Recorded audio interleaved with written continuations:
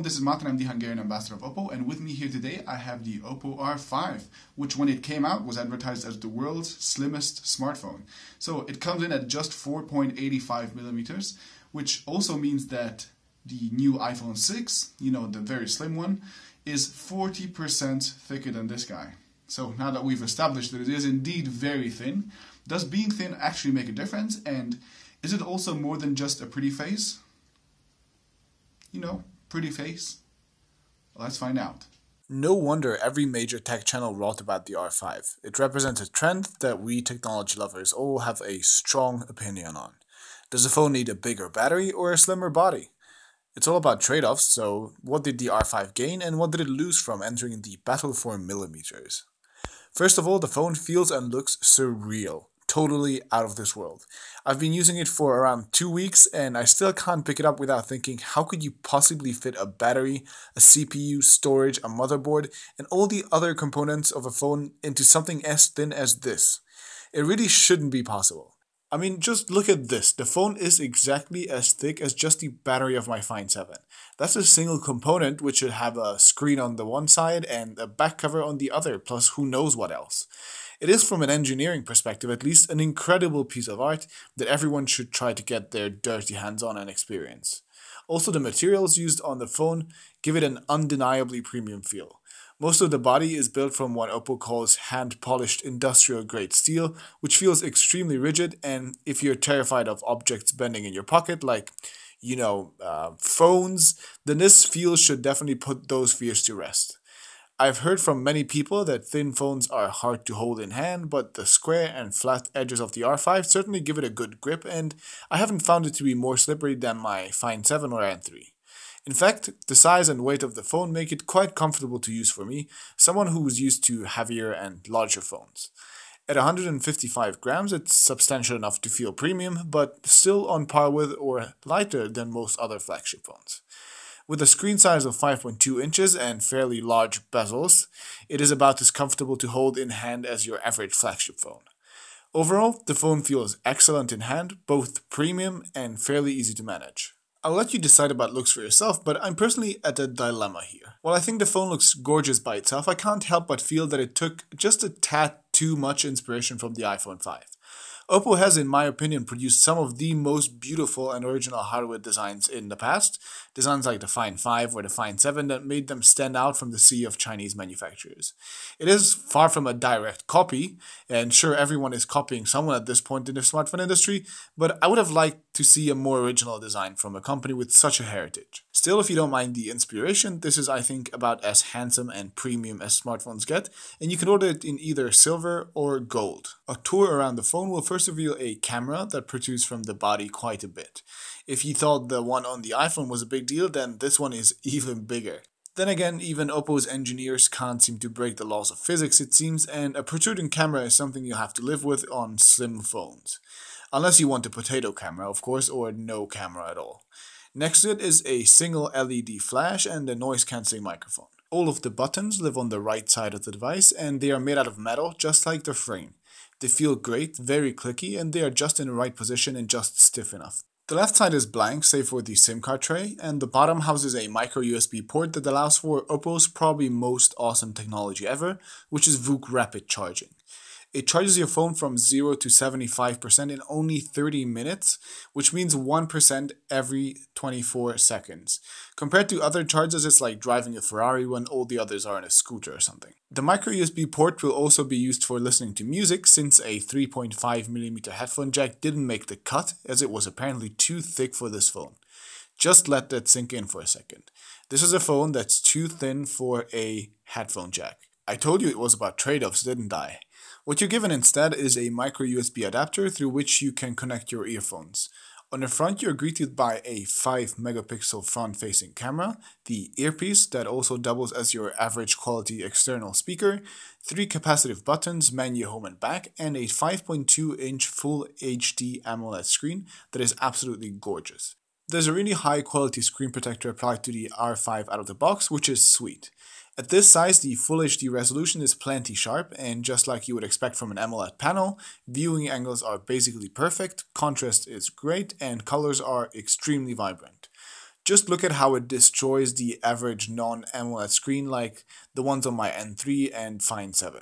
Great displays which just look dull in comparison. Beautiful. The R5 was also bright enough so I had no issues with it outdoors. And by the way, my phone came with a really high quality magnetic flip case in the box, which feels great, though I have to say the pearl white finish makes it just a bit too feminine for me personally. Displayed on that screen is OPPO's own version of Android called Color OS, which is built on the latest version of Android KitKat. Aesthetically, the system is pretty far away from stock Android, definitely less modern, but very approachable and friendly. It's colorful and works with tons of animations which are present throughout all of the system apps. If you have seen other OPPO phones, then the system will look very familiar, except for that this time around OPPO opted for a dark theme, probably to take advantage of the AMOLED screen on the R5. All of the interfaces that used to be white are now mostly dark grey and in some places black, which I find nice. There is no app drawer in this system, just like on most other Chinese phones, so all of your apps will live on your home screen. Sure, you can download another launcher from the Play Store if you insist on an app drawer, but I just decided to have a folder named Crap where I put all the apps I never use. Thankfully, OPPO has consolidated the number of unnecessary apps and features on their phones to a pretty reasonable level by now, so while you still get a few gimmicky ones here and there, most are actually fairly useful. As a quick example, monitoring your data consumption and connection is extremely convenient with the network speed indicator in your notification bar and your data consumption displayed at the bottom of your notification center. For someone like me with a relatively low data limit and a pretty unreliable Wi-Fi connection, these additions are super handy. Also useful are the screen off gestures, which let you draw shapes on your screen to open any apps or trigger specific actions like opening the camera, the flashlight, or calling someone from your contact list. Double tap to wake and lock the screen works as well, and it's very handy. Color OS is definitely getting more and more polished to a point where I really enjoy using it by now, but lagging behind Android versions is still a continuous trend for OPPO, and I wouldn't expect Lollipop to come to this device very soon. To make up for that, OPPO will let you root your device and install custom ROMs without voiding your warranty, and the company also supports custom ROM developers, which will hopefully mean great custom ROM support for the R5 as well. Back to ColorOS, it seems to me that this is so far the most stable system I've used from OPPO on any phone so far, and I haven't encountered any glitches or other issues. Performance is in line with the hardware, which means a Snapdragon 615 CPU. It's actually a 64-bit chip with 8 cores, and it is coupled with 2 gigs of RAM. This is a pretty standard setup for upper mid-range phones right now, and it does a decent job at making the UI feel snappy and responsive. It should easily be enough for the average user, but don't let the number of cores and bits fool you. It is a mid-ranger after all, and of course somewhat slower than the latest flagships out there. Still, everyday tasks perform just fine, and I found the speed and fluidity to be rather pleasing. Much more of a concern, of course, is battery life. Protruding cameras and the lack of an audio jack don't bother me half as much as bad battery life, so I will really go into details here. On paper, 2000 mAh look pretty terrible actually. I mean, the only phone that I can think of that is halfway relevant and has a smaller battery than this is the iPhone 6. But as we all know, iPhones live on unicorn fuel or something, which leaves the R5 on the bottom of this list of relevant phones. So when I started the review, I was worried that this phone would not get me through my day, and I was surprised to see that most of the time it did, with a few sacrifices of course. 9 days of my regular use can be seen here, starting with the best results and going down to the worst. As you can see, I got somewhere between 28 and 11 hours of regular use, which is a bit too short for my taste, but nothing I couldn't actually live with. Screen on times for those 9 days are between an acceptable 3.5 hours to a very, very short 2.5 hours, which seems to be the most I could get if I put my display on a constant 100%. Overall, I was actually expecting something much worse. Let me put it this way, if you had battery problems on your previous phone, then there is no way you will get through a day on this device. If you don't use your phone much, or you don't mind low brightness levels however, then the battery life will actually be decent enough I think. Especially if you add rapid charging and maybe a power bank to the equation, then the situation isn't really that bad at all. Another big limitation of the phone will be that there's only 16 gigabytes of built-in storage with no SD card expansion, which really feels like 2010 to be honest. A positive surprise came to me through the camera, or Both cameras actually. First of all, I'll have to say that the new OPPO camera interface is one of the best I've ever seen. All of the frequent options are exactly one tap away, and I love how the camera modes live in their own little menu. It somehow makes sense. You can choose between 14 modes, but I'll only show you my favorite ones. Normal is the automatic mode, where you get pretty fast autofocus and very fast shutter with a nice burst mode. Pictures in good lighting conditions will look very good coming from the 13 megapixel camera with vivid and mostly accurate colors and lots of details too. In medium light the camera still holds up fairly well, and low light shots are passable but not too impressive. Macro pictures will look great because of the aperture, and you can get really nice creamy backgrounds that make your subjects pop. Autofocus has issues with close subjects sometimes, but with a bit of patience the photos will look fantastic. The absolute best thing about the camera in my opinion is expert mode, where you can manually set focus, shutter speed up to 32 seconds, which is the absolute coolest thing about OPPO cameras, and then ISO, exposure compensation, and also white balance. This means that you can get the most out of your pictures with just a bit of fiddling around. Say you don't like how automatic pictures in low light turn out, for example, play around with the expert mode and you can get much better results.